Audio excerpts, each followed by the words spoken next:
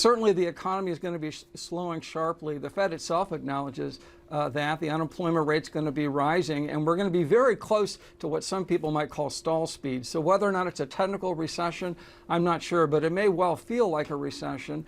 I do agree with the president in the sense that going into the pandemic, there were not a lot of obvious excesses in the economy. In fact, the economy was in a very good place in January of 2020. So there's no reason why a slowdown needs to turn into a very deep and prolonged recession. If you take the totality of where we are now, Yeah.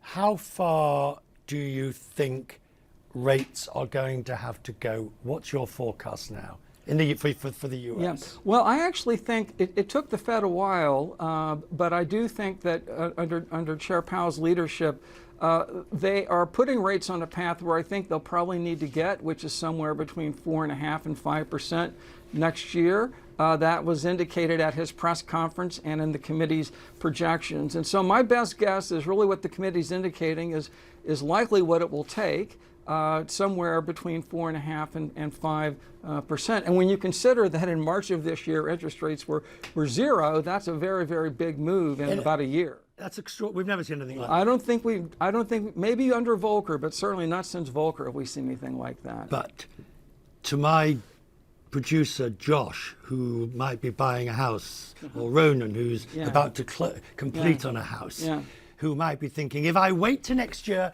rates are going to go back down to 1%. No, I don't think so. I think, in fact, the committee's been remarkably unified in pushing back against the idea that they'll do all the heavy lifting to hike this year and then immediately cut next year. I think they think they're going to get rates up to where I said, and they're going to keep them there for a long time. You were at the Fed when the decisions were taken. Oh, yeah. Why did you all not move sooner? Because there seems to be first of all, the whole transitory on inflation. Sure. Now, I am not anywhere near the ilk of those around that table, but why did you stick with that? We came into the year 2021, we at the Fed and in the U.S. economy, with an economy that was really on the ropes. In 2020, 22 million people lost their jobs in March and April, big decline in activity. And interestingly enough, Richard, the pandemic in the first year was actually disinflationary. Inflation fell. So we came into the year thinking there was a lot of slack in the economy, that the economy would be able to grow rapidly without inflation. And that's a view that we shared with others. That doesn't excuse it. We got the forecast wrong. I got the forecast wrong.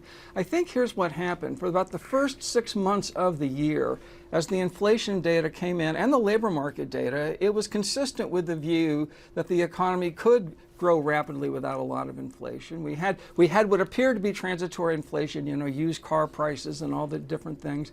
But you are correct. It did become clear during the summer, at least to me, that the inflation was more broad-based and that the labor market was overheating. And certainly, I think by September of last year, the data were indicating that the Fed did need to pivot towards a more restrictive policy.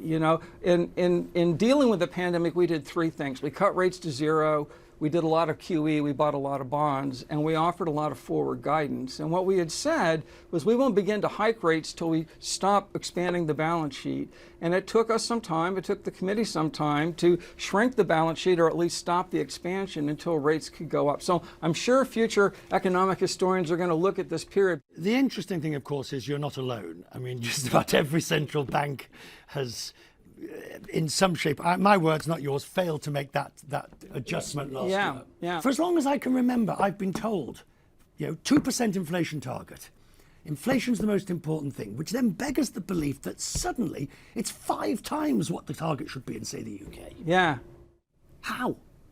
Well, obviously, that is a policy mistake. It was a policy mistake not to forecast it, and it's a policy mistake that it is so persistently above. I think this gets back to transitory.